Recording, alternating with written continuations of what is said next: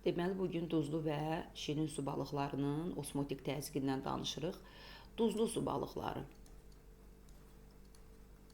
Duzlu su balıqlarının mühit təzyiqi, yəni yaşadıkları mühitin təzyiqi, osmotik təzyiqi çoxdur. Bədən təzyiqləri, osmotik təzyiqləri azdır. Ona görə də bu balıqlar daim özlərini mühitdə yaşaması üçün ətrafdan su alırlar. Su və qida qəbulu gedir. Duzlu su çox qəbul etdiklərinə görə bədəndə duz toplana bilər. Bu duz, artıq duz qəlsəmələr vasitəsilə atılır. Eyni zamanda artıq duz atılır, sonra amoniak. Amoniak zəhərli birləşmədir, ifrazat məhsuludur. Amoniak, duz qəlsəmələrlə aktiv itki baş verir, yəni kənara çıxır. Artıq suyun bir çox hissəsi də çıxır. Yaranan sidiyin miqdarı minimum olur, az miqdarda olur. Nəyə görə? Çünki bədənin qəbul etdiyi suyun çox hissəsi bədənin təzyiqinə sərf olunur. Ona görə də sidiyin miqdarı minimum olmalıdır burada. Elə ona görə də onların böyrəklərində kapsulanın içərisindəki daxil olur bu deməli gətirici arteriya, o kapilyar yumaqçığa şaxələnəcək. O kapilyar yumaqçıq çox da böyük olmur. Yəni kapilyar yumaqçıq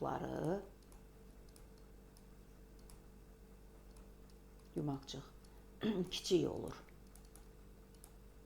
Bax, bu duzlu su balıqlarının əsas özəllikləridir ki, bədənin osmotik təzyiqini nizamlasın. Bir də deyirəm, mühitin təzyiqi çoxdur, bədən təzyiqi azdır. Ona görə daima su içirlər, amma sidik ifrazı minimum olur. Bədəndə yığılan artıq duzun çox hissəsi də qəlsəmələr vasitəsilə duz və amoniak deyilən zəhərli birləşmə və qəlsəmələr vasitəsilə aktiv ifraz olunur. İndi gəlin şirin su balıqlarına baxaq. Şirin su balıqları isə bədənin təzyiqi. Şirin su balıqlarında bədənin təzyiqi çoxdur. Bədənin osmotik təzyiqi çox, mühitin təzyiqi az olmuş olur. Elə ona görə də bu balıqlar su içmir. Ya da içsə də az içirlər də, su içmir. Və bu balıqların bədənində təzyiq çoxdur deyə çoxlu sidik ifrazı olur.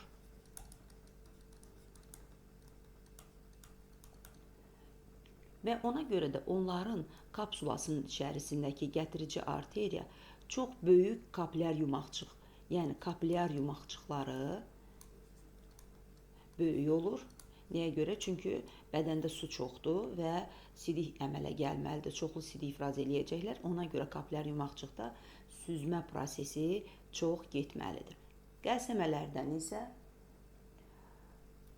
bədən daim şirin suda yaşayan balıqda duz çatışmamazlığı olduğuna görə qəlsəmələr daima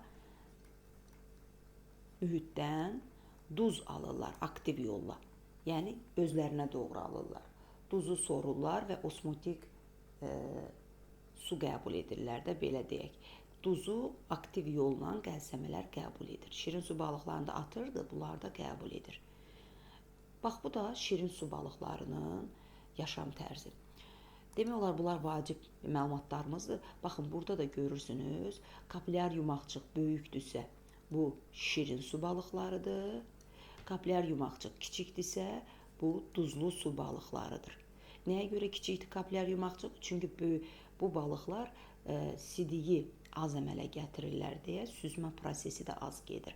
Amma şirin su balıqlar sidik çox əmələ gəlir. Ona görə də onların kapilyar yumaqçıqları böyük olmalıdır ki, süzülmə prosesi də çox geçsin.